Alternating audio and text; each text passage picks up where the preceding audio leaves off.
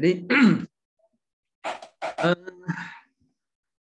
saya sudah bisa mulai ya. Jadi saya akan mulai, saya akan masuk ke materi. Ini slide-nya kelihatan ya Pak ya? Sudah muncul Pak. Muncul ya Pak ya. Oke, jadi pertemuan terakhir. Nah, atau sebelum ini, apakah ada pertanyaan-pertanyaan mengenai yang sebelumnya atau mengenai UTS atau apa gitu? Ada pertanyaan? Atau yang mau didiskusikan? Ya Bapak Ibu, kalau ada yang mau disampaikan ke Pak Tim nih, Ya. mungkin ujian kemarin gimana? Susah gitu ya? Apa ada kesulitan atau apa gitu ya. Nah, jadi boleh disampaikan ya. Nah, hasil UTS-nya gimana Bapak? Hasil UTS-nya sudah ada kan ya? Saya sudah berikan ini penilaiannya, evaluasinya sudah ada. Ya. Nah, kami nggak bisa melihat ya Pak ya kalau seperti itu Pak. Nah, bisa lihat atau tidak, menurut saya harusnya bisa dilihat ya, tetapi itu mesti tanya ke admin ya, karena setiap setiap sistem itu kan beda ya. Jadi kalau tempat saya di lain tempat ya, itu mahasiswa bisa akses gitu loh. Jadi harusnya bisa akses karena ini kan memang haknya mahasiswa gitu loh. Misalnya Bapak Ibu belum bisa akses, itu bisa tanya ke Bu Nurul lah, paling enggak ya. Bu Nurul yang sebagai itu PIC-nya, kalau menurut saya. Nah, tanya jadi supaya bisa tahu cara aksesnya bagaimana. Ya, jadi walaupun penilaian-penilaiannya itu ada yang berbeda, misalnya ya. Jadi yang bisa saya sampaikan bahwa ini adalah analisa kasus. Jadi setiap orang punya pandangan beda-beda ya, tapi satu dasar itu ada ya. Jadi dasar teorinya ada ya. Teorinya apa maksudnya? Itu adalah instrumen yang dipakai dalam analisis ya. Itu. Jadi instrumen yang dipakai dalam analisis itu dari instrumennya itu sama ya, cuma bagaimana memakai instrumen untuk menganalisis sesuatu itu bisa beda ya. Jadi contohnya yang analogi yang sederhana, setiap orang yang makan yang dengan memakai peralatan yang normal ya, maksudnya yang lazim lah gitu ya. Jadi walaupun yang tidak lazim, misalnya dengan budaya Indonesia kita makan pakai tangan, tapi pakai sendok dan garpu, pakai tangan, coba gayanya juga beda-beda cara ngambil nasinya. Nah itu, jadi alat yang dipakai itu sama, jadi sama-sama makan pakai tangan atau sama-sama makan pakai sendok dan garpu. Akan tetapi cara mengambil makanannya pada saat menyuapin ke mulut itu kan beda-beda caranya. Nah itu bedanya itulah yang perlu diperkaya gitu ya, perlu diperkaya bagaimana itu yang benar-benar efektif dan efisien ya. Itu analogi sederhana. Terima kasih Bapak. Baik, jadi saya akan masuk ke materi ya. Materi hari ini adalah mengenai diskusi hari ini mengenai strategi ya, strategy formulation.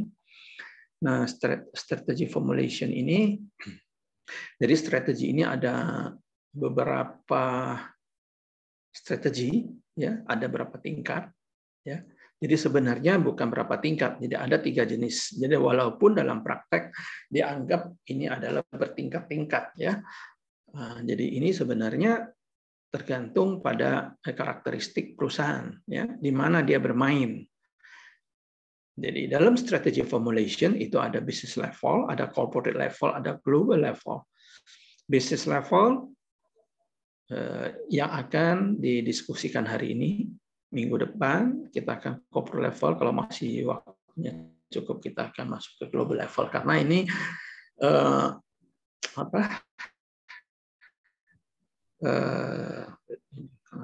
ini course-nya ini kan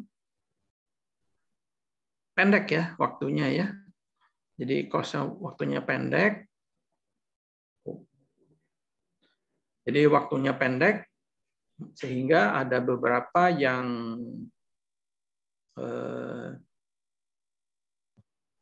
dilompat ya atau digabung jadi satu ya. Nah, jadi digabung jadi satu sehingga materi yang tersedia itu akan tertinggal ya. Jadi karena dalam course ini ya untuk Gistima itu hanya 5 kali pertemuan, sekali pertemuan 2 kali ya. Jadi materi-materi itu walaupun sudah dipadatkan tapi tetap ada aja tertinggal. Jadi makanya saya bilang untuk level-level untuk strategy formulation hari ini kita ada business level, corporate, next lagi global ya. Nah, jadi kalau lihat dari perjalanan ini akan kita paling sampai di strategy formulation, untuk implementation dan evaluation akan tertinggal. Jadi untuk itu materi-materinya bisa di-explore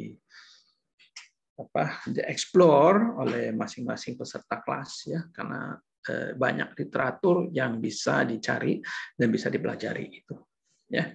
Nah, jadi apabila literatur itu ada yang setelah dipelajari perlu diskusi ya silakan, tetapi tidak dalam kelas lagi ya. Karena pertemuan hanya 5 kali, karena pertemuan berikutnya adalah yang pertemuan terakhir ya. Habis itu udah UAS. Baik. Nah, untuk business level pertama ya.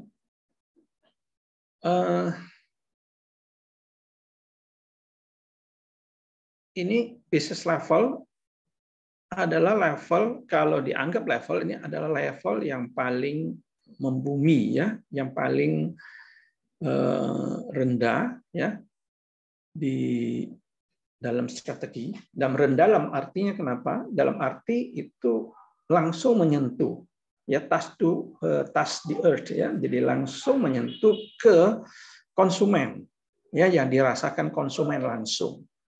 Nah, jadi ini adalah business level. Karena kenapa disebut business level? Karena ini adalah strategi yang langsung masuk ke pasar ya, dan dirasakan oleh konsumen ya. Jadi business level ini ada 4 besar ya, walaupun dalam praktek bisa lebih dari ini ya, karena ada pecahan, ada turunannya segala macam ya. Jadi turunannya itu tinggal memang masuk ke kategori mana. Jadi ada juga yang menambahkan dari differentiation itu menambahkan ini differentiation, ada yang broad, ada yang fokus gitu ya. Nah, jadi untuk differentiation, jadi dalam business level ada differentiation, cost leadership, ada blue ocean, ya, niche market. Jadi blue ocean ini juga satu istilah baru. Jadi istilah lama itu create new market. Ya.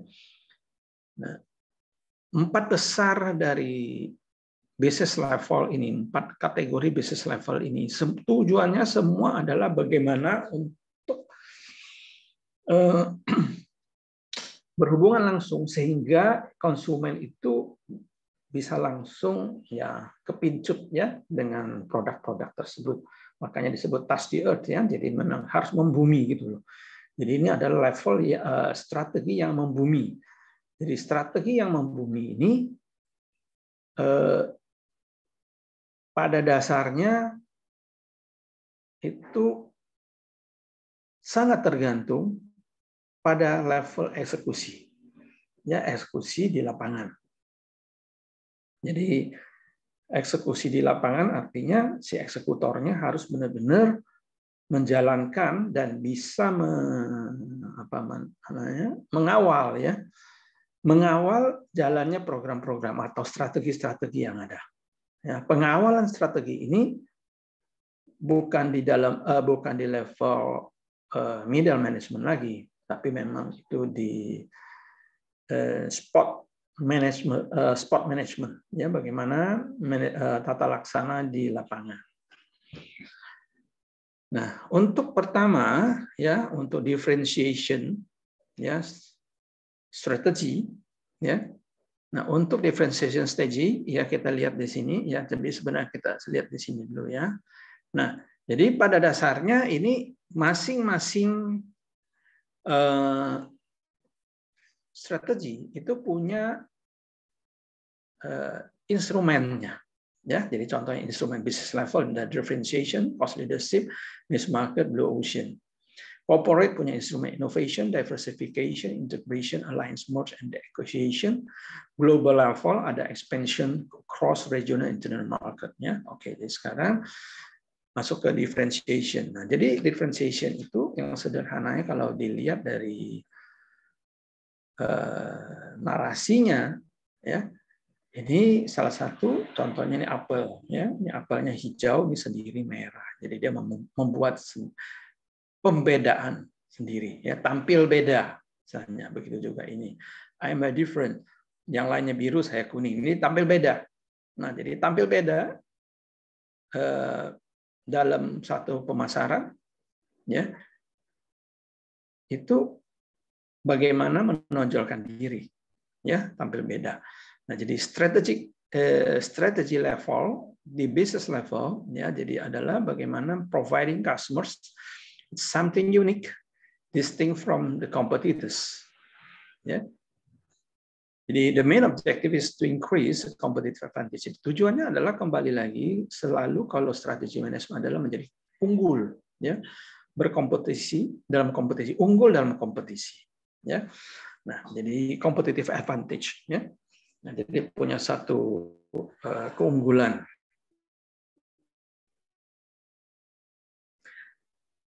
Untuk mencapai satu keunggulan ini, yang dilakukan adalah analyzing strengths, weaknesses, needs, and value. Ya. Nah, apakah analisa analisa SWOT atau analisa yang lain tidak dibutuhkan? Kenapa disebut hanya analyzing strengths, weaknesses, needs, and value? Ini analisanya adalah analisa diferensiasi business level ini lebih fokus, ya. Jadi fokus dipersempit.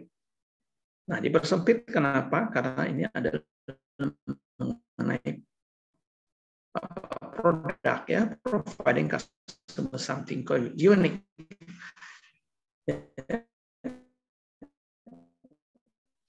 Nah, di sini produk, whatever, ya, product or services, ya.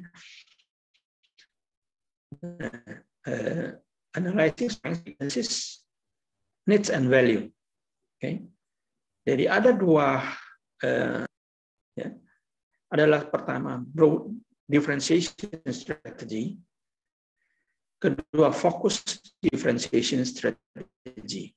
Jadi broad itu adalah lebih luas. Jadi ini area itu skopnya aja, ya. Skopnya apa? Jadi kalau broad, skopnya itu lebih luas, ya, dan itu akan mencapai spektrum yang lebih luas, jadi mendunia atau regional, ya. Kalau untuk fokus differentiation strategy itu adalah untuk peminat-peminat atau konsumen atau objek tertentu saja. Ya, jadi contohnya kalau broad differentiation strategy itu pernah dengar mobilnya Bentley atau iPhone, produk phone seluler iPhone itu adalah broad differentiation strategy. Kenapa broad? Ya, karena Bentley itu adalah termasuk mobil yang memang super mewah dan pesanannya juga khusus gitu. Nah, jadi dia itu adalah menempatkan diri sebagai mempositioning produknya itu di pemakai mobil mewah, ya. Nah, begitu juga iPhone, ya, ini memposisikan diri pada pemakai smartphone, ya. Jadi iPhone termasuk smartphone yang, ya, tapi sekarang pada saat ini rata-rata sudah smartphone, ya. Tetapi smartphone iPhone itu kan beda. Nah, bedanya bagaimana? Bedanya iPhone itu sendiri, contohnya dia tidak Android, ya, dia punya sistem sendiri. Terus Bentley ya punya produk yang khusus dan memang butuh waktu. Jadi produk ini inden gitu ya, bukan inden pabrik, jadi inden untuk diproduksi gitu ya. Nah, fokus differentiation strategy ya ini adalah fokus pada konsumen tertentu ya, dan memang punya hobi yang sama, misalnya kopi luwak atau kopi yang benar-benar bagi peminat kopi. Jadi fokus ya. Nah, boutique hotel. Nah, ini boutique hotel juga konsumen khusus karena tidak semua konsumen yang masuk ke hotel tuh akan senang dengan boutique hotel. Ya. Nah, jadi ini adalah contohnya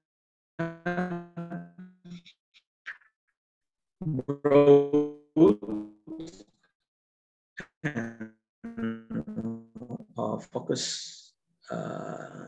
Ini sampai sini ada yang mau diskusikan, silakan.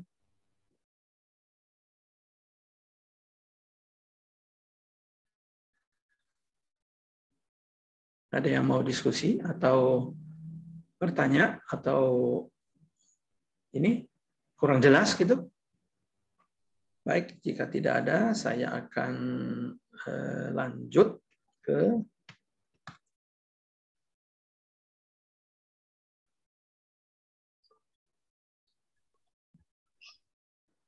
differentiation. Oke, ini saya akan lanjut ya satu contoh. Ya, jadi apakah pertanyaannya? Apakah setiap strategi akan menjamin kesuksesan? Ya, bahwa dengan melakukan satu diferensiasi dia akan berhasil.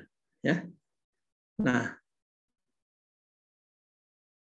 contohnya ini di sini ada strategic management pitfall. Ini adalah jebakan ya, jadi pitfall itu jebakan.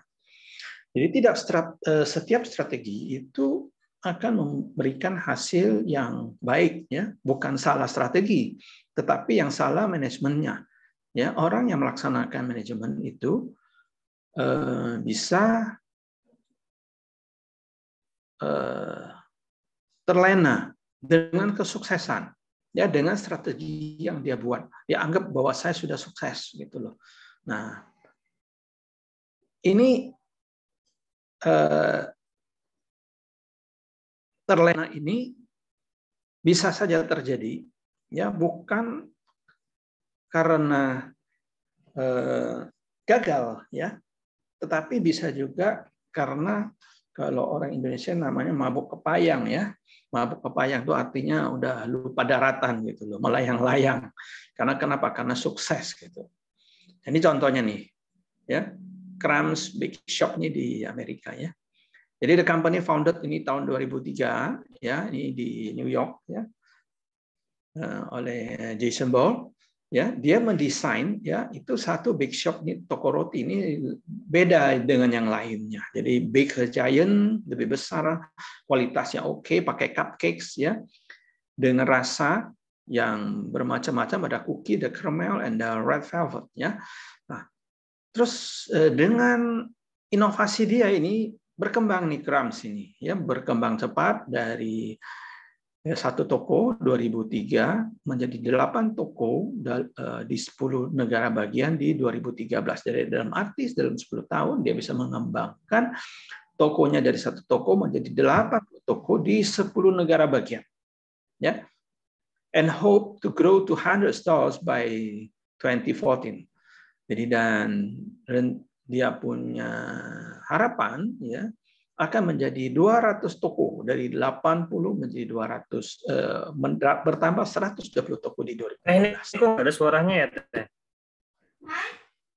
However, as fast the company rose, it fell even more quickly. The chain closed 9 stores in late 2013 and 6 more in early 2014 as a managers try to save the company. Ya, itu rencana 2014 tidak terjadi karena ada toko yang tutup di akhir tahun 2013 dan tahun 2014 awal tutup. Ya, the firm had filed for bankruptcy and closed off its remaining 48 stores, dan dia itu file for bankruptcy ya. Jadi bangkrut nih, gagal total, ya, dan dia menutup 48 tokonya. Ya. What went wrong? Apa yang masalah? There are two of the pitfalls. Ya, ada dua jebakan yang mereka lupa, ya, yang terlena istilah saya. Ya, the rapid growth of the company strained its ability to sustain high quality of its products, and the baking was done by low wage workers. Ya, jadi pertumbuhan yang cepat toko-toko ini dia melupakan quality of its products. Ya, jadi kualitas produknya itu bermasalah. The baking was done by low wage workers. Ya, jadi ya artinya bakernya atau chefnya itu oleh karyawan yang memang belum mapan, belum mumpuni, ya, karena yang dia jual itu merek, ya. Yang kedua, customer taste can be fickle, ya, jadi demand quickly slackened as the people became more concerned about the calorie count in them, and the gluten-free craze took hold. Ya, jadi satu lagi adalah perubahan cita rasa konsumen. Ya, bisa berubah, mungkin sudah bosan atau apa, terus ada yang concern mengenai kesehatan, ya, jadi yang menjadikan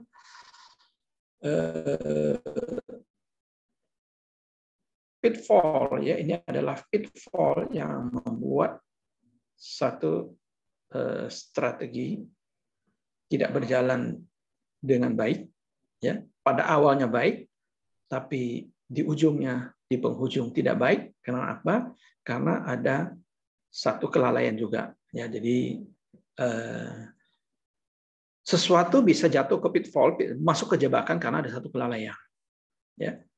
Nah, jadi satu kelalaian itu bisa juga karena dari manajemennya tidak aware. Ya. Nah, jadi di sini bisa ini masuk ke awareness-nya rendah dan masuk ke euforia, ya, jadi terlalu bersenang-senang sehingga lupa untuk melihat kembali, ya, seperti apa. Jadi hal ini juga sering terjadi, ya, tetapi bisa juga ada produk-produk tertentu yang memang bukan begitu masif konsumennya sehingga tidak berasa, tetapi dalam praktek itu sudah ada, sering terlihat, ya, khususnya yang dari sisi produk makanan, ya. Jadi produk makanan yang membutuhkan proses di tempat, ya, sehingga ada komentar konsumen, oh kalau saya makan di resto itu, ya walaupun sama di sana kayaknya lebih enak, gitu. Atau oke, makannya sama enak tapi pelayanannya di sana lebih ramah, di sini agak cuek, gitu. Nah, itu adalah suatu proses pelaksanaan strategi di lapangan yang memang lolos kontrol atau lolos dari pengamatan. Ya, itu adalah jebakan. Ya, karena yang dijual nama besar. Ya, gitu. Oke, di sini ada yang mau diskusikan?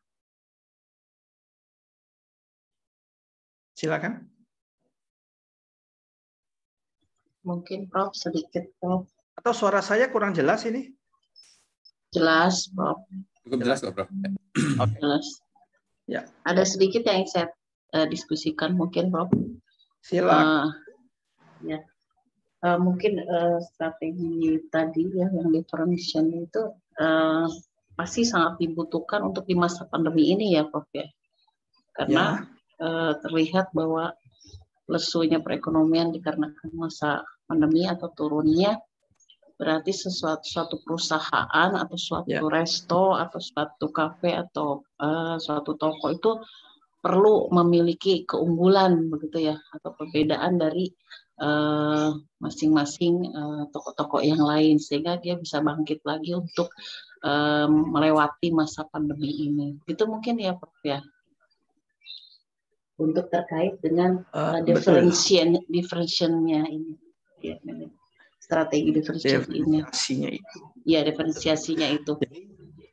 Ya, betul Bu Desi. Jadi begini ya. Ini memang sedikit menyimpang ya, bukan menyimpang ya. Jadi memang sudah keluar dari teori. Jadi teori ini memang harus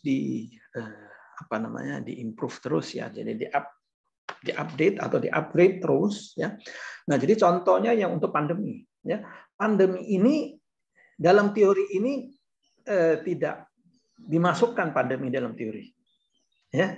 Nah, jadi pandemi seperti ini terjadi sudah lama. Zaman dulu itu mungkin saya juga belum lahir. Memang bukan mungkin, memang saya juga belum lahir ya. Itu jadi zaman dulu tuh ada pandemi flu yang besar di dunia. Itu yang memakan korban begitu besar dan begitu cepat dia menyebar.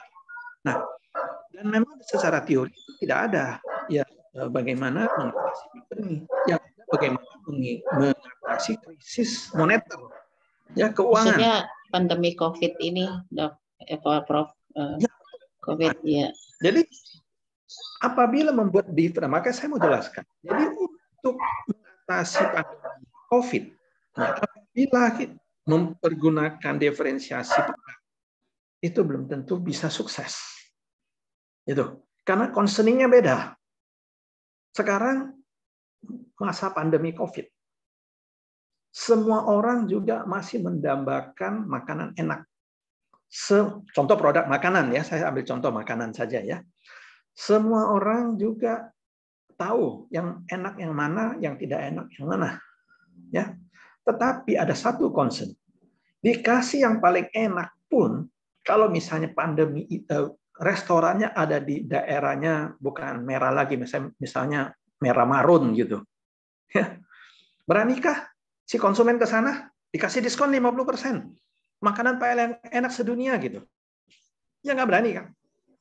Karena nyawa lebih berharga. Walaupun dikasih makanan paling enak, dikasih diskon 50%, dikasih diskon 80% cuci gudang gitu. Nah, di sini analisisnya. Makanya harus ada analisis, kita lihat substansinya apa dulu. Concern-nya orang apa dulu. Concern-nya orang bukan makanan enak, bukan harga, concern-nya nyawa. Nah, artinya untuk masa pandemi, bagaimana kita harus membuat kenyamanan pengunjung dan mereka tuh merasa aman.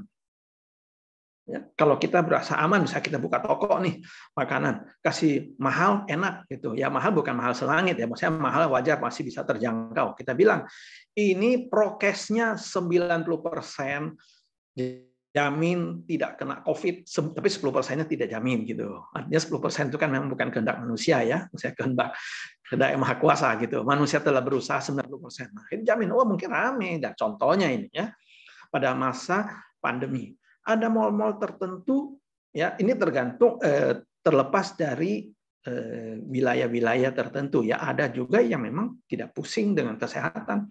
Rame aja tetap orang nggak prokes, tetap dia jalan karena memang dia kebutuhan di situ. Nah, untuk resto-resto tertentu ya yang mereka menetapkan prokes yang bagus, yaitu rame. Nah, sekarang mereka akan lebih cepat, pemulihannya lebih cepat karena si konsumen tahu bahwa si resto atau perusahaan tersebut itu menyajikan atau memprovide satu keamanan yang tinggi. Nah, itu. Jadi pada masa pandemi ini apa yang harus kita lakukan, yaitu memprovide satu kenyamanan dan keamanan. Yang dibangun apa di situ? Image. Yang bangun image sekarang. Jadi bukan produk. Kasih produk yang paling bagus pun, paling enak, paling murah. Kalau image-nya tidak bagus, orang besok-besok kalau begitu udah mulai sehat, dia bilang, wah itu resto itu jorok, atau makan itu jorok tuh. Selama ini saya nggak tahu. Setelah tahu, oh rupanya begitu. Nah, jadi dia bisa juga, walaupun bukan begitu, jadi bisa kena black campaign. Ya, jadi sekarang banyak black campaign yang terjadi terhadap produk. Ya, walaupun produk-produk tersebut pada dasarnya memang sudah layak dimakan atau layak dikonsumsi. Jadi banyak black campaign seperti itu. Nah, dan black campaign yang seperti itu tidak bisa disalahkan, tidak bisa dipidanakan. Ya, kenapa? Karena memang berdasarkan data itu memang ada komposisi yang tidak baik. Tapi komposisi, jadi masih ingat dulu ya, atau dan sekarang juga masih ada, tapi sekarang ya mungkin untuk golongan masyarakat tertentu yang kena black campaign, tapi pada sebelumnya ada masyarakat secara luas kena black campaign itu mengenai obat, ya obat paracetamol gitu. Ya, karena ada bilang obat paracetamol yang isinya sekian tuh nggak boleh, ini bisa ngeracunin segala macam, ya kan? Nah, tapi kan itu black campaign-nya salah nggak? Ya, memang itu black campaign itu adalah terselubung, ya. Jadi black campaign yang diselubungi dengan satu edukasi kesehatan, gitu. Ya, jadi black campaign seperti obat. Nah, apakah setiap orang tiap hari minum paracetamol? Ya kagak kan. Orang sehat ya pasti nggak makan. Ya orang sakit aja makan paracetamol. Ya, nah tapi kalau misalnya paracetamol seperti makan nasi sehari 3 kali ya jadi keracunan gitu. Nah jadi black campaign-nya di situ. Black campaign-nya itu adalah meracuni kekhawatiran, gitu. Ya, padahal itu alasannya itu untuk edukasi. Ya, nah itu yang bisa saya sampaikan, Ibu. Apakah Ya, karena tadi yang Prof jelaskan tadi kan memang terjadi gitu ya, Prof ya, ketika berusaha McD itu justru meluncurkan produk dengan kemasan yang berbeda yang sempat booming itu ya, Prof. Nah itu di masa pandemi itu mereka dengan hanya menggunakan kantong BTS sebetulnya ya, Prof. Nah di sana terjadi bludaknya pengunjung gitu. Padahal itu di masa pandemi sampai ratusan itu pengunjungnya hingga sempat di stop oleh ini ya Satgas COVID di wilayah gitu, satu wilayah. Nah itu kan ternyata ada strategi yang mengunggulkan produk begitu, Prof di masa-masa ini. Apakah itu bisa dikatakan dia masuk ke dalam pitbull yang istilahnya jebakan terlena dengan strategi yang salah itu apa gimana, Prof? Oh bukan, jadi maksudnya contoh ini ya yang pitfall itu adalah contohnya sekarang gini. Dengan McD dengan dia melakukan diferensiasi di package dan segala macam itu pasti ada add cost-nya, ada extra cost ya. Ya. Extra cost itu dia tidak bebanin ke konsumen ya. Walaupun secara tidak sadar mungkin konsumen juga tidak sadar bahwa kuantitas produknya itu berkurang.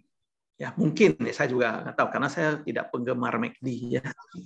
Jadi saya tidak ke sana ya meneliti, tetapi saya yakin ya karena itu ada satu apa namanya istilah ya yang namanya pedagang itu pasti tidak mau rugi ya. Nah, jadi apalagi kalau ada yang ngerti falsafah dari Tiongkok ya. Jadi itu bahasanya ya, kalau bahasa aslinya yang mau cuca yang sensang ya. Kalau diterjemahkan bahwa bulu domba pasti tumbuhnya di domba. Nggak mungkin bulu domba tumbuhnya di tubuhnya lembu atau sapi gitu loh. Nah, jadi artinya itu menyatakan bahwa setiap orang pedagang dia memberikan sesuatu pasti ada take and give, ada perhitungannya, nggak mungkin dia rugi. Nah, gitu. Cuma mungkin rugi yang di depan, belakang akan dia tarik kembali. Kapan? Gitu perhitungan. Nah, begitu juga sama dengan McD. Nah, jadi McD itu dia bikin diferensiasi. Ini sekarang mungkin dia kurang, ya untungnya kurang dikit deh. Tapi dalam jangka panjang dia akan tarik karena dengan ada konsumen-konsumen baru yang merasa yakin pesaingnya tidak bikin seperti itu. Oh, ini McD benar-benar memang produk dan dia memang memperhatikan kesehatan, gitu loh, ya higienisnya atau bagaimana lah kan gitu. Nah di situ udah membuat satu image. Nah itu satu. Nah yang dimaksud dengan pitfall apabila manajemennya masih mempertahankan packaging ini pada saat setelah pandemi sudah lewat, gitu. Atau ada sesuatu kasus yang lain yang tidak membutuhkan packaging gitu. Nah, sehingga cost ekstra itu tidak bisa di cover lagi. Nah, itu yang membebankan, membuat mereka itu berat. Ya. Nah, jadi untuk pitfall seperti itu pada umumnya itu terjadi karena manajemen itu yang sedikit lalai ya atau terlena gitu. Oke, itu Bu Desi. Ya, terima kasih Prof ya atas diskusinya. Ya, ada lagi yang mau berdiskusi? Silakan. Selamat pagi, Prof. Mohon izin, saya Sobri. Izin bertanya, Prof. Sobri, Ya, silakan Sobri. siap. Pagi, Prof. Mohon izin tadi terkait yang BTS Mail ya, maksud Bu Desi itu ya. Itu Oh. kan ibaratnya kan ada pemerintah turun tangan oknum tuh, Prof. Nah, kalau kita sebagai pedagang untuk mengatasi hal-hal yang dimonopoli sama pemerintah itu, dari strategi pengusaha kita itu kita harus apa, Prof? Terkadang kan dengan kondisi pandemi seperti ini kita ada program baru mengeluarkan inovasi. Tapi karena pandemi zona kita PPKM-nya dibuat jadi tinggi, Prof. Ya. Jadi malah kita ini nggak bisa berinovasi akhirnya mati kutu, Prof. Ya kata Prof tadi, orang mau ke tempat kita aja mikir-mikir, waduh merahnya pekat ini. Nah, mohon izin menurut Prof kalau kondisi seperti itu sebaiknya langkah yang kita ambil bagaimana, Prof? Terima kasih, Prof. Mohon petunjuk. Pak Sobri ini apa Pak? Wira swasta ya? Ada usaha juga, Prof. Mohon izin, Prof. Ya, oke. Jadi begini. Upaya namanya kan upaya ya. Jadi namanya strategi itu tidak bisa 100% bisa menjamin itu bisa sukses, ya. Nah, apalagi tadi disebutkan ada istilah saya ada intervensi ataupun satu keadaan ya, intervensi satu ya tadi intervensi dari otoritas ya. Yang kedua adalah satu keadaan yang memang tidak bisa kita atur ya. Ya tidak bisa kita atur. Jadi contohnya yang merah pekat ya, atau pemerintah atau otoritas menetapkan itu levelnya udah level 3 atau level 4, itu akan membatasi gerak-gerik aktivitas organisasi ya. Nah, untuk keadaan pandemi atau satu keadaan, substansinya tetap apa? Substansinya itu adalah tetap konsumen kan, kenyamanan dan keamanan konsumen secara psikologi ya. Apakah itu setuju dulu? Setuju, Prof. Pak Sobri, setuju ya? Setuju, Prof. Kalau setuju, keamanan dan keamanan, kenyamanan dan kesehatan si konsumen. Nah, kesulitannya sekarang adalah konsumen tidak bisa datang kan, karena dibatasi. Nah, ya. Nah, jadi kembali lagi, ya, ada beberapa halangan atau pagar yang harus diterobos. Yang paling susah adalah menerobos pagar otoritas. Kalau dia tetapkan level 3, mungkin satu restoran yang isinya tadi 50 orang atau 100 orang cuma boleh isi 25 orang ya. 5%, siap. 25 kan ya, kalau nggak salah ya. Nah, level 3 25%, Prof. Benar, Prof. Nah, 25%. Nah, jadi kalau tempat duduk 100 jadi 25%, itu berarti 75%-nya itu ada biaya yang harus ditanggung oleh 25 orang. Nah, biaya ditanggung ya mana mau dia bayar ya kan, saya nggak mau pusing kan gitu. Betul, Prof. Ya. Nah, jadi siasatnya adalah apakah resto ini masih membutuhkan kunjungan konsumen tanpa kunjungan. Kalau bisa, ya itu yang harus dipikirkan, dicari solusinya. Bagaimana bisa mendekatkan antara resto dengan konsumen, walaupun tanpa kehadiran mereka. Nah, kalau memang itu yang diinginkan sinyalnya si konsumen, terputus-putus. oh saya nggak masalah, saya mau makan di situ atau makan di mana, yang penting saya butuh makanannya. Makanan itu bisa sampai di tangan konsumen. Oke. Sekarang bagaimana? Oh, memang ada gangguan ini.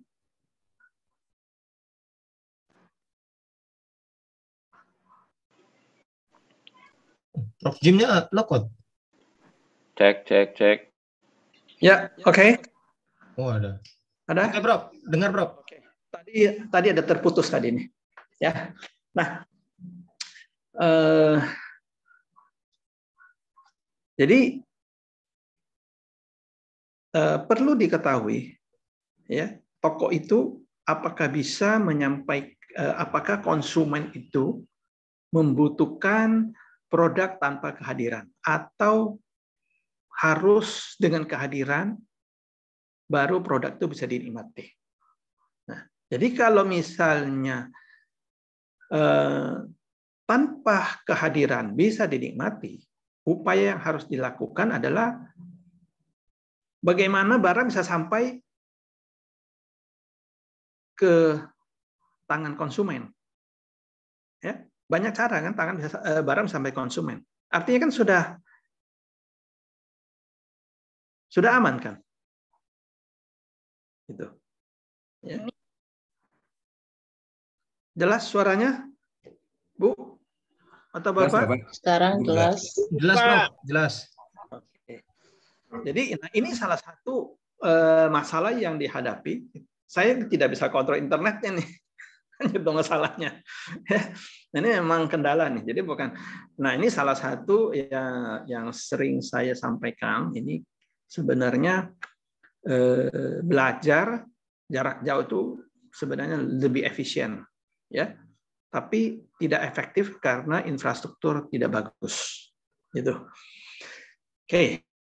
Nah, itu Pak Sobri. Tanggapannya yang saya berikan. Baik, Prof. Terima kasih banyak, Prof. Petunjuknya, Prof. Oke.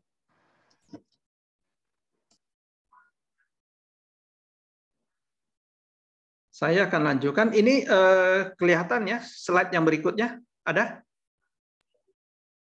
Belum muncul, Prof. Betul? Belum Oke, muncul. ini mungkin tadi. Oke.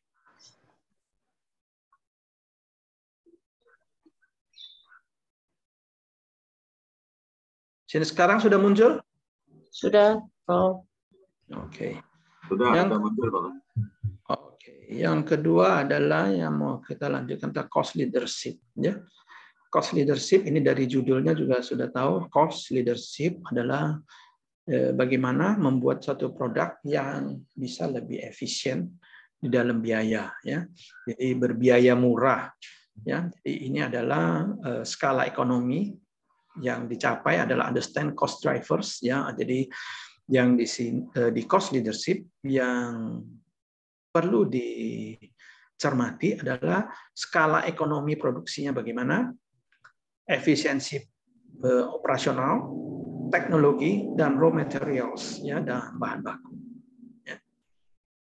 Jadi dalam praktek, ya, sering yang terjadi ada namanya cost leadership, tetapi ada kompensasi di bidang kualitas. Kuantitas juga ada, tapi itu konsumen tidak menyadari sepenuhnya, ya, karena itu memang tidak apa ya namanya, ya, tidak drastis dilakukan satu perubahan, ya, cuma perubahan-perubahan tertentu yang dilakukan itu di luar pengetahuan dan di luar kapasitas pengetahuan konsumen. Ya. Jadi contohnya yang sederhana,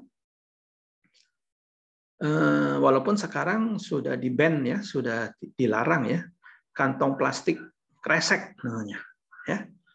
Nah, dari sisi pengalaman dan dari sisi perjalanan, ya, saya nggak tahu peserta kelas ini semua umurnya rata-rata berapa ya. Kalau rata-rata seperti saya pasti ngalami gitu loh, ya, karena saya umurnya ya di atas 60, ya, manula, ya. Nah, untuk yang manula bisa kita rewind sebentar mengenai kantong kresek, ya. Pada awal kantong kresek diluncurkan, apakah ada kantong kresek yang warnanya hitam pekat dan tebal dan berbau lagi? Nggak ada itu. Ya. Nah, kantong kresek zaman dulu itu ya relatif tebal, terus mengkilap, ya, Warnanya bisa juga ada yang warna merah, warna putih kan gitu. Ya, teksturnya agak soft dan lentur lah, bukan soft, lentur gitu. Nah, sekarang kantong kresek ya sekarang udah ban ya. Jadi sebelum di ban terakhir kantong kresek itu berbagai ragam, warna-warni ada, yang warna hitam pekat juga ada, yang bau juga ada, bau sebelum dipakai ya, bisa bau plastiknya itu. Nah, itu apa itu? Itu adalah mengarah ke cost leadership untuk membuat satu barang. Nah, tetapi mengorbankan kualitas. Ya. Kenapa mengorbankan kualitas? Karena kenapa? Tujuannya mereka itu adalah cost leadership. Bagaimana? Di mana mereka itunya, drivernya itu. Drivernya adalah the economic scale of production. Ya. Dengan jenis produk seperti itu, mereka akan bisa menjual barang lebih murah. Satu, economic scale of production, operating efisiensi ya belum begitu pengaruh di sana. Yang pasti teknologi, dan ketiga adalah raw materials. Tiga hal ini berpengaruh terhadap kantong kresek tadi. Ya. Jadi economic scale of production, dia karena sudah cost leadership, jumlah order akan lebih banyak. Mereka akan memakai teknologi produksi yang memakai material yang tidak murni, ya. Nah, jadi raw material mereka bisa dapatkan materi, istilahnya kalau tukang plastik namanya BS, ya, barang BS. Nah, itu diolah, keluarlah kantong kresek. Si konsumen yang dia butuh tuh kantong kresek, bukan lenturnya atau apa. Yang penting kantong kresek itu bisa buat barang gitu loh, ya kan? Nah, sisi satu lagi, konsumen tidak mumpuni dalam hal pengetahuan kantong kantong pembungkus dengan bahan plastik, ya. Nah, artinya apa? Dia itu yang penting kantong plastik itu tidak bolong, tidak jebol, bisa bawa barang, murah lagi, tebel lagi kan gitu. Udah nggak pusing. Nah, jadi kualitasnya cuma itu. Nah, itulah yang dimanfaatkan untuk cost leadership, ya, manfaatkan oleh produsen mencapai satu cost leadership. Nah, itu salah satu contoh. Itu contohnya positif atau negatif. Kalau yang menuntut kualitas itu negatif. Tapi kalau menuntut fungsi, ya boleh-boleh aja. Yang penting kan buat ngisi barang kan gitu. Ya. Nah, sama juga bukan kantong kresek. Ya, apalagi kalau ibu-ibu misalnya beli minyak, bukan minyak botolan ya, minyak minyak curah ya, beli di pasar atau minyak curah atau apa. Nah, itu isi kantong plastik atau minyak beli bakso lah atau apalah gitu. Kan ada kantong plastik kan tahan panas lah segala macam. Sebagai konsumen barang pendukung yang tidak langsung, ya, atau konsumen barang tidak langsung itu karena sebagai pendukung. Sebenarnya konsumen tidak pusing kan. Yang penting saya isi bakso itu tidak bocor, kan beres urusannya. Ya. Nah, tetapi itu ada beberapa grade produk itu. Grade-nya seperti apa? Nah, pengetahuan itu belum ada. Bukan belum ada, sudah ada tetapi tidak di-aware. Jadi konsumen tidak aware. Nah, tapi di luar negeri itu agak beda. Produk-produk seperti itu tidak akan bisa masuk karena itu ada grade-grade-nya. Ya. Nah, itu adalah untuk cost leadership. Nah, yang tipe corporate yang non produk, ya, untuk cost leadership untuk corporate ini contohnya, ya, ini adalah perusahaan di sini nggak ada yang nggak buka, ini di Jerman. Lidl, ya, German international discount supermarket chains that operates over 10,000 store across Europe, ya, dan United Europe, ya. Nah, jadi ini adalah supermarket besar, ya. Nah, dia itu bagaimana cara membuat cost leadership, ya. Jadi sebenarnya itu di Indonesia dulu seperti Carrefour, ya. Nah, jadi how to achieve a competitive advantage. Mereka membuat apa? Supply chains, working closely with suppliers. Jadi mereka membuka store ya atau outlet mereka dekat dengan supplier, ya dengan pemasok. Terus mereka membuat private label brand. Jadi ada merek-merek produk yang mereka sebenarnya repackaging, ya. Jadi 90% of products in leather stores are private label brand. Ya, limited product selection. Ya. Jadi mereka tidak menjual seluruh barang, ya seluruh kebutuhan, misalnya ada 200 macam, mereka hanya menjual barang-barang kebutuhan yang paling umum dibutuhkan atau dibeli oleh konsumen. Tujuannya adalah untuk mempunyai buying power yang kuat, daya tawar, purchasing bargaining power. Ya, di sini adalah bargaining power yang kuat. Karena dengan bargaining power dia bisa menekan harga dari supplier sehingga barang di toko dia akan murah. Low labor cost, employees are cross-trained to be able to work in any section. Nah, di sini mereka menekan kemampuan karyawan yang multifungsi. Ya, jadi contohnya sekarang sudah ada, ya, sudah dilakukan, ya, tetapi belum masif lah, hanya untuk perusahaan-perusahaan tertentu, ya, yang bisa melakukan itu. Jadi khususnya yang perusahaan yang hospitality company, bisnis ataupun di keuangan. Jadi contohnya kita masuk ke bank gitu misalnya, ya, masuk ke kantor satu bank. Nah, di bank itu satpam itu bisa membantu menerangkan, membantu mengambil nomor antri, dan kalau misalnya kebutuhan apa dia bisa tanya dan dia bisa mengarahkan. Ada kesulitan misalnya kita antrinya panjang, terus dia tanya kebutuhan Bapak apa sih? Kalau ini, oh Bapak ini butuh ini dengan customer service. Oh, Bapak bisa lakukan juga ini tanpa perlu customer service. Melalui mesin ATM Bapak bisa mengatasi masalah Bapak. Nah, ini harus ini pekerjaan customer service, ya. Tetapi si security bisa menjelaskan. Sehingga ini bisa mengurangi antrian panjang, mengurangi beban si customer service, ya. Nah, bisa meningkatkan kenyamanan dan kepuasan pelanggan. Nah, hal-hal seperti ini adalah bagian dari cost leadership juga, ya.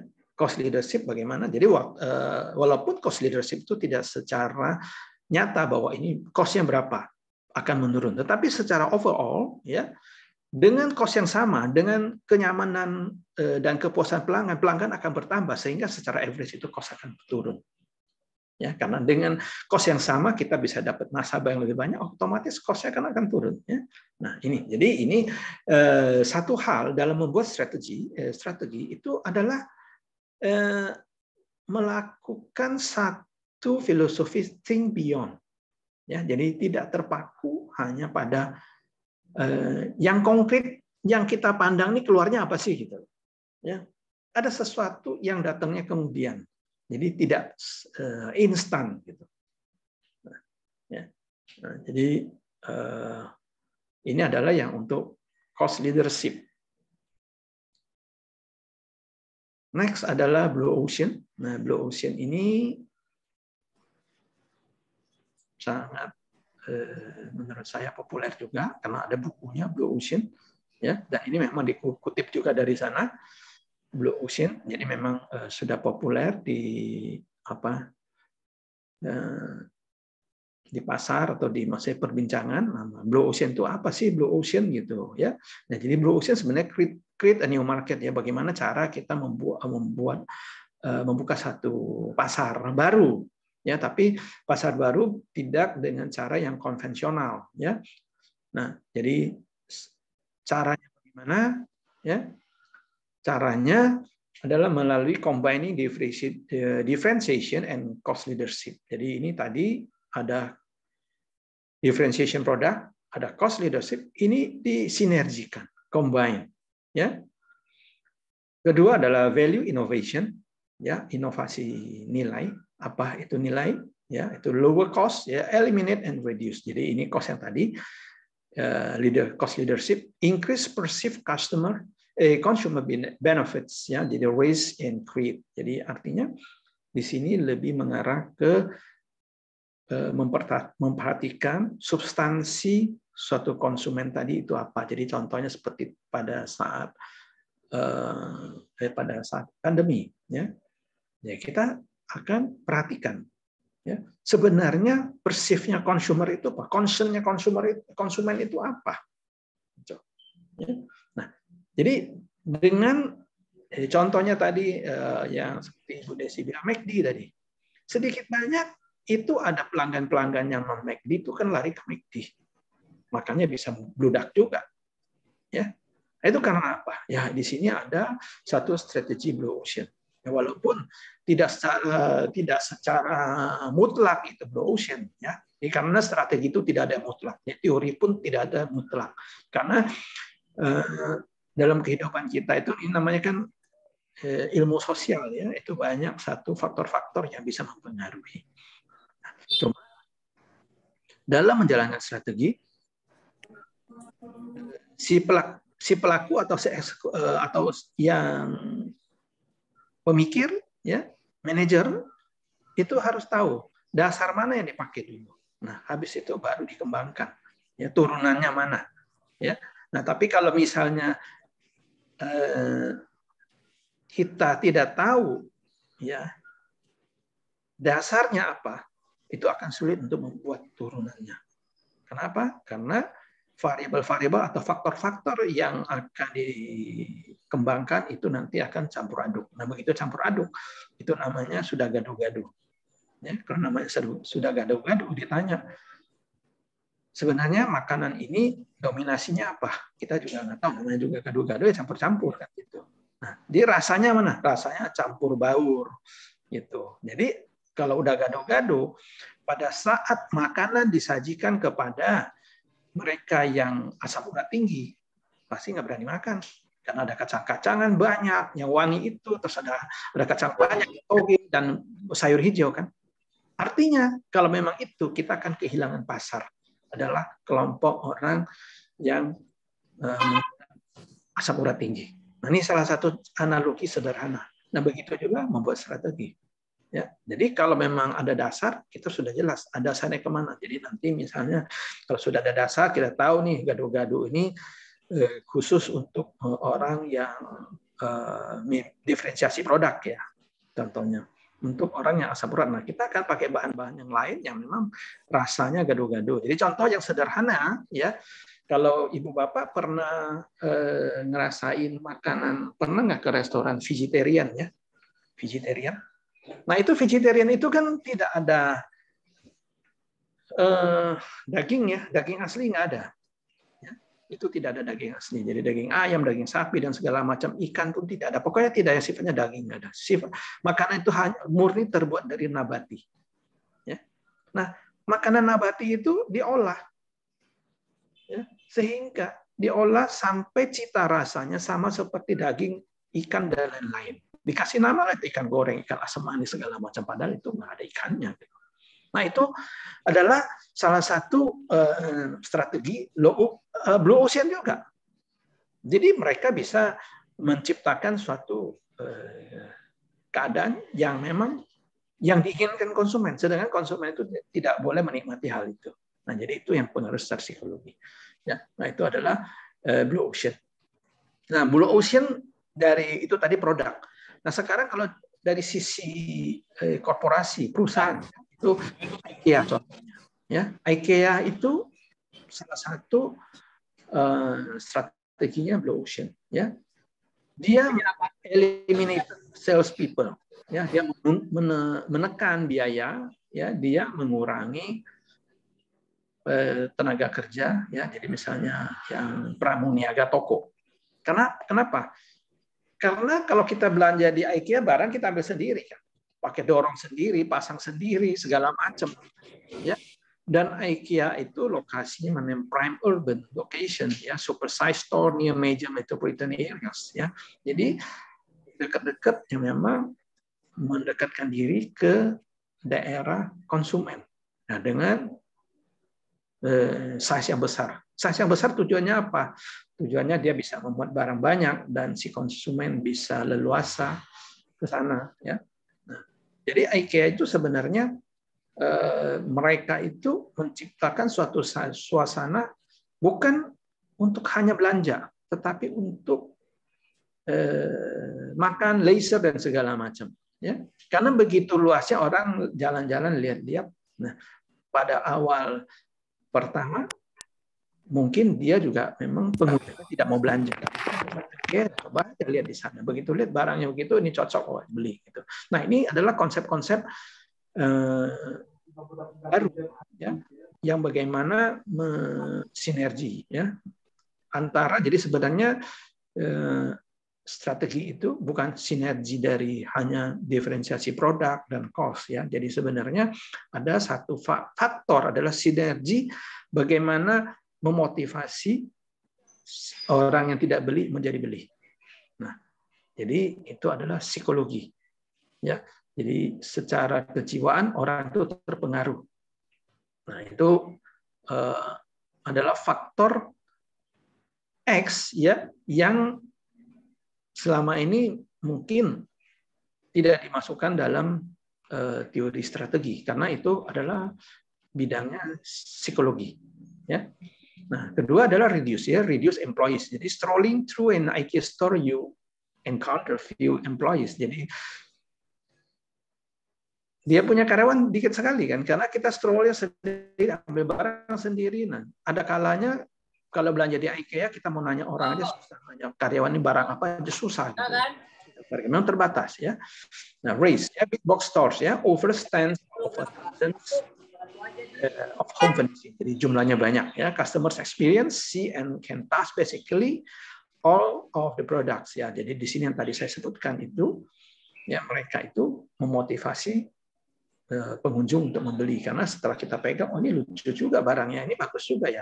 Padahal mungkin di rumah sudah ada, tapi begitu lihat ini warnanya bagus, ini masih fresh, masih bagus, oh di rumah ini udah harusnya ganti, ini udah nggak cocok. Padahal kalau dari rumah sebelum pergi, wah ini barang saya mau pakai sampai patah deh, baru ini irit gitu. Sampai di sana tergiur. Coba lihat nih, oh harganya nggak mahal ini. Ya kan baru sepersekian gaji gitu loh. Ya udah wis belilah gitu, sok beli gitu loh. Nah, ini strategi-strateginya raise ya. Create. Nah, di create di sini ya yang seperti saya sebutkan tadi, mereka bisa juga berrekreasi, berleisure. Ya. Kenapa? Di IKEA juga ada resto. Ya. Jadi di sini new way for people to shop for furniture. Provides on-site childcare, jadi ada mainan anak-anak ya. Jadi ini zaman dulu kalau toko-toko nggak ada tempat mainan anak-anak, tapi sekarang rata-rata sudah memprovide satu tempat untuk anak-anak. Karena kenapa? Kalau anaknya nggak rewel, orang tuanya kan bisa jalan lebih lama. Kalau anaknya rewel, ya sebentar lagi udah pulang kan gitu. Nah di sini provides on-site childcare. A restaurant offering delicious food option including Swedish delicacies such as the smoked salmon at low prices. Nah, ini yang khas di tempat lain nggak ada.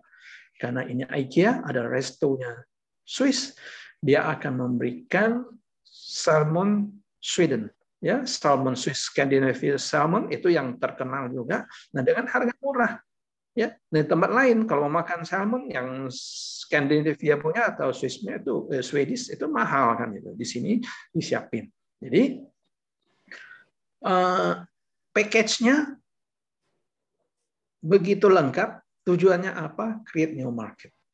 Sehingga banyak konsumen-konsumen yang lain larinya ke IKEA. Karena barang yang dijual di IKEA rata-rata juga ada dijual di Depsor atau supermarket dan lain-lain. Nah, sehingga dia akan menggrab konsumen dari toko yang lain. Ya, ini adalah Blue Ocean. Yang terakhir ini adalah niche market. Ya. Nah, niche market ini tidak semua pengusaha bisa masuk dengan murni, ya. Walaupun banyak produsen atau bilang dia sudah mencapai satu niche market, ya. Jadi niche market ini prinsipnya apa? Subset of the market, ya, small market segment, ini segmennya kecil, ya, itu adalah sempalan market subset of the market, ya, market kecil, sempalannya, ya, yang orang memang ada kebutuhan dari pasar tersebut tapi kecil, ya, dan kurang diperhatikan karena kecilnya. Tetapi fokusnya di dalam niche market ini adalah pakai Pareto Principle, ya. Pareto Principle jadi hukum Pareto 80-20, ya, 80-20 artinya atau 20-80 jadi artinya pasar 20 memberikan penghasilan 80 itu.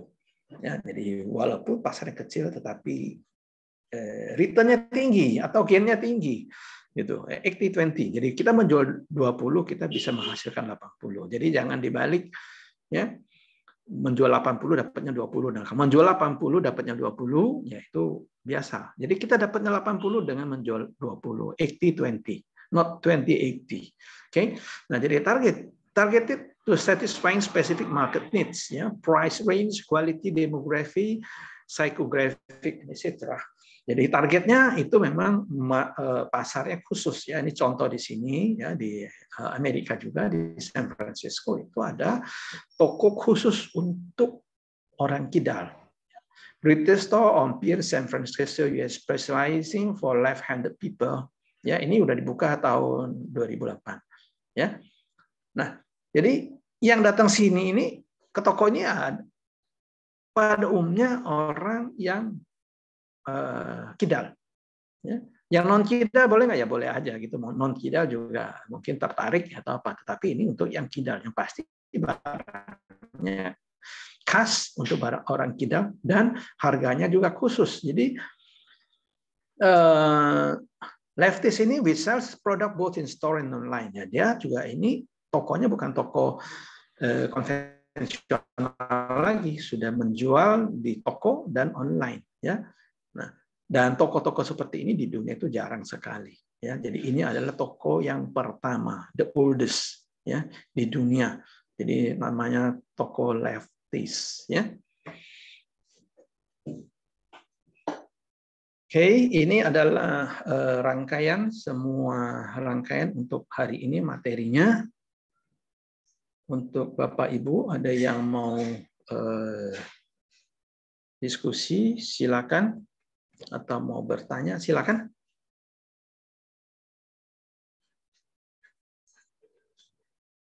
Suara saya cukup jelas? Jelas, Bapak. Jelas. Jelas, Prof. Oke, ada diskusi? Silakan. Yang tidak jelas?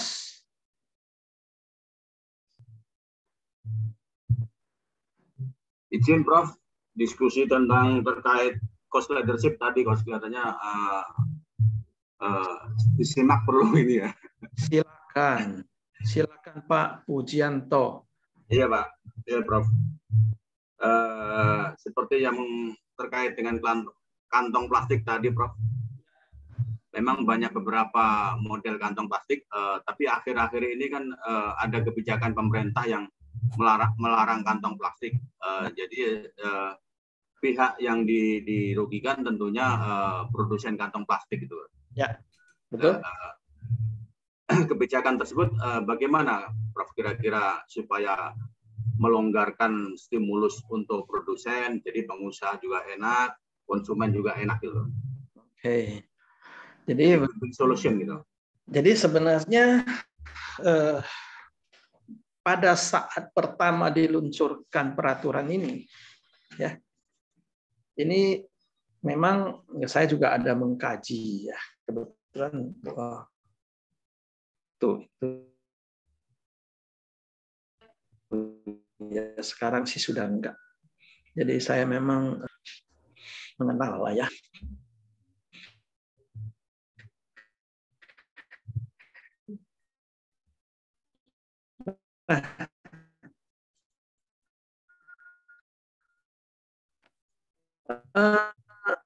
Suaranya putus-putus, Prof. Ini memang ada dilema di pemerintah. Agak putus. Suaranya, Prof, putus-putus, Prof.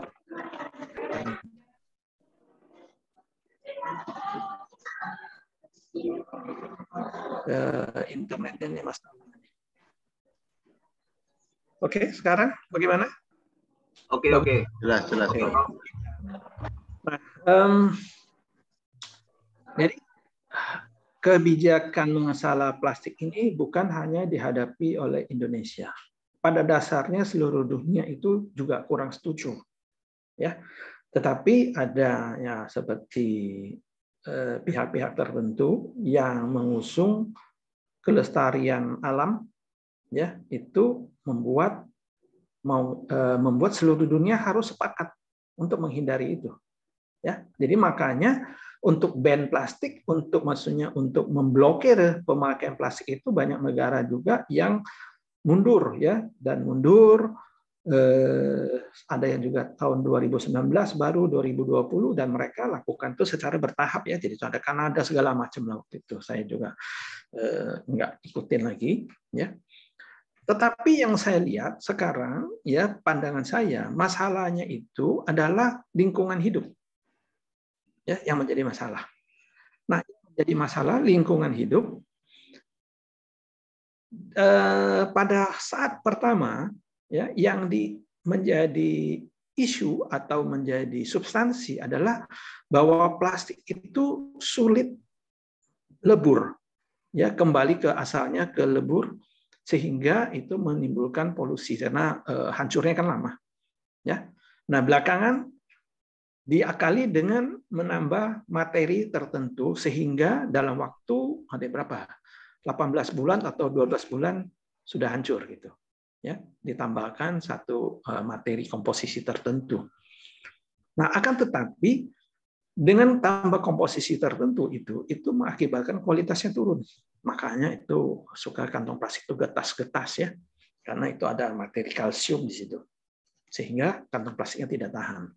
Nah, kantong plastik mau ditahan supaya tahan, tetapi tidak cepat melebur ke bumi, ke tanah gitu, ya, karena memang daya tahan tinggi. Jadi substansinya itu adalah lingkungan hidup, ya, pertama. Kedua, karena kantong plastik itu begitu mudah diperoleh dan dengan harganya murah, ini adalah kelakuan si konsumen.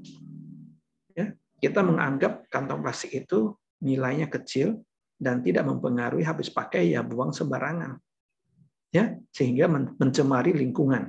Nah, ini masalahnya sebenarnya, ya. Jadi sebenarnya perlu edukasi, ya.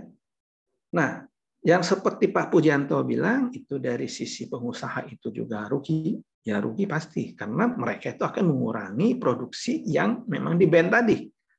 Sebenarnya rugi apa tidak? Sebenarnya kalau dari pandangan saya itu bukan masalah rugi apa tidak. Masalahnya mereka itu harus segera melakukan satu inovasi baru. Ya, inovasi baru itu seperti apa?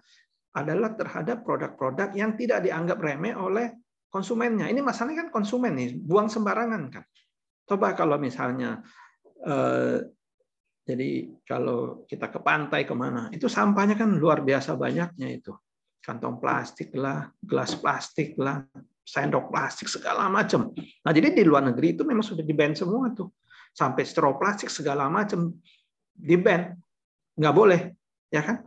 Nah, bahkan sekarang mungkin sekarang ya, ada 2-3 tahun yang lalu di Amerika, itu orang yang mau beli barang itu tidak disiapin kantong, tidak siapin satu wadahnya lagi, bawa sendiri wadahnya. Nah, wadah otomatis bawa sendiri kan nggak mungkin dia buang kan. Nah, wadah-wadah tempat plastik. Nah, jadi ada beberapa negara yang mensiasati, mungkin Indonesia juga ada ya waktu itu, ya, sudah membuat, tapi saya nggak tahu ini jalan apa enggak, saya tidak pantau lagi. Ya, nah itu disebutkan kantong kresek boleh beredar sepanjang memenuhi satu standar, ya, standar ketebalan, standar apa. Nah, artinya kalau udah standar setebal itu, kalau nggak salah di Thailand kita standarnya 30 mili atau berapa gitu loh, pokoknya berapa deh, 30 atau berapa gitu, ya. Nah, kalau itu standar dipenuhi, itu bukan kantong kresek lagi. Artinya si pembeli begitu beli dia nggak akan buang. Nah, dengan tidak akan buang itu akan mengurangi pencemaran. Gitu. Ya. Jadi sebenarnya kesempatan banyak pengusaha ya yang non plastik ya pemakai kantong plastik sebagai pendukung mempergunakan kesempatan ini untuk menekan cost karena pembungkus itu kan cost juga. Nah dengan ketentuan pemerintah tidak boleh kantong plastik, kresek plastik, mereka tidak menyediakan kantong pembungkus lagi. Pembungkusnya bawa sendiri si pembelinya, kan gitu kantong plastiknya. Nah yang menjadi pertanyaan saya yang menjadi ya satu jadi tanda tanya lah ya si penjual tidak menyediakan kantong kresek untuk si pembeli ya ini dari sisi pemerintah bukan penjual ya sisi pemerintah ini tujuannya adalah pemerintah memban itu juga untuk lingkungan hidup. Nah pertanyaan saya apabila si pembeli membawa kantong kresek boleh enggak? Ya boleh dong. Ya, si penjual tidak menyediakan, si pembeli bawa sendiri. Berarti tetap kantong kresek. Artinya kantong kresek tetap boleh diproduksi. Cuma berkurang. Ya. Nah, kantong kresek tetap bisa dibeli oleh siapa? Oleh masyarakat umum. Nah, ujungnya artinya kantong kresek tetap beredar dan tetap bisa mencemari lingkungan. Nah, itu tidak menyelesaikan masalah pembatasan pemakaian kantong kresek. Gitu. Cuma beda lokasi dan memang kuantitasnya berkurang aja. Gitu. Nah, jadi sebenarnya kalau mau ban ya totally ban dan memang di sini ada peran pemerintah dan peran si pengusaha bagaimana mereka menginovasi satu produk yang bisa menggantikan kantong kresek dan materinya bisa campur misalnya mungkin apa dari kertas campur dengan plastik atau segala macam kan gitu. Nah ini ada muncul lagi kemarin ada kertas pembungkus plastik ya istilahnya sekarang kalau di pasar namanya kertas nasi ya kertas yang dilapisi plastik itu untuk bungkus makanan. Nah ini ada yang tidak higienis yang tidak memenuhi standar kesehatan. Nah ini bagaimana cara mengatasinya. Jadi sebenarnya peran pemerintah sini lebih besar dibandingkan dengan peran pengusaha dalam hal ini untuk membatasi ini. Kenapa? Kalau pengusaha namanya tujuannya kan cari duit, Pak. Yang penting dapat untung kan. Masalah di sana beracun atau tidak beracun ya nomor 2 pada saat dipakai nggak mati aja kan gitu. Kalau matinya pelan-pelan kan dia bilang ntar juga mati semua orang gitu Pak. Itu. Nah di situ di sini pemerintah yang harus menetapkan satu standar. Standarnya apa? Ya, standar lab. Sepanjang tidak masih di bawah itu ya tidak layak untuk produksi. Itu, ya. Nah itu. Jadi sebenarnya antara pengusaha dengan pemerintah itu memang harus ada satu chemistry yang benar-benar tune in dan menjalankan secara konsisten standar-standarnya itu, Pak. Apakah sekarang tidak ada? Sekarang sudah ada, cuma jalannya tidak konsisten ada kalanya, ya kan? Nah, jadi contoh yang paling sederhana, Pak, di luar ini strategi juga oke lah, ya. Ini khusus untuk orang Jakarta. Ada Perda Gubernur uji emisi. Tanggal 13 November kalau tidak itu akan ditilang. Terakhir ditunda, Pak. Gitu. Ya, orang Jakarta berasa kan. Nah ini apa nih maksudnya nih? Apakah pada saat Perda diluncurkan itu tidak ada koordinasi sehingga kalau istilah kasarnya hanya dilontarkan saja sehingga tidak bisa dilaksanakan di lapangan. Pada saat dilaksanakan di lapangan, Dishub bilang, oh saya tidak tahu begini, tidak boleh begini, nanti Polantas tidak begini. Nah ini masalah. Ya, tapi karena ini adalah pemerintah, bukan perusahaan, ya nggak gitu masalah karena pemerintah itu kan bosnya kan beda. Kalau perusahaan itu udah ditegur sama direktur, kalau misalnya di dirjen udah ditegur nih di bawah, ini dirjennya itu udah mencak-mencak nih, gitu. Kenapa bisa begini? Gitu. Ya, nah ini adalah salah satu contoh ya bagaimana suatu strategi harus dijalankan dengan konsisten, ya dan punya satu guideline yang jelas. Nah, sering kegagalan itu adalah di situ. Guideline-nya itu abu-abu, jalannya tidak konsisten, ya. Jadi istilahnya on off gitu. Nah, jadi apalagi kalau pada saat on saya bertugas, pada saat off saya sudah tidak bertugas, masuk petugas baru. Ya, dia onin lagi dari nol lagi. Ya, kapan majunya? Artinya itu lari di tempat gitu. Itu Pak Pujianto. Baik, Prof. Terima kasih atas masukannya, Prof. Oke, sama-sama. Terima kasih. Dari peserta yang lain, ada yang mau diskusi? Silakan. Jika tidak ada, saya akan akhiri kelas ini dan kita akan bertemu di minggu depan untuk strategi yang lain. Ya. Jadi pertemuan minggu depan itu adalah pertemuan terakhir ya, udah ya. Habis itu UAS. Nah, jadi nanti materi saya juga akan share ini di itu WA ya. Oke. Baik, Bapak. Mungkin kita ambil screenshot dulu sebentar ya. Oke, silakan Pak. Teman-teman.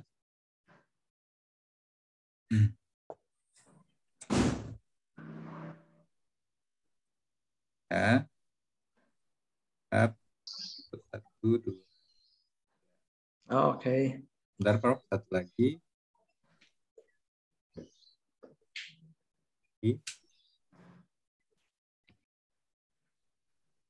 Satu, dua. Masih, Prof.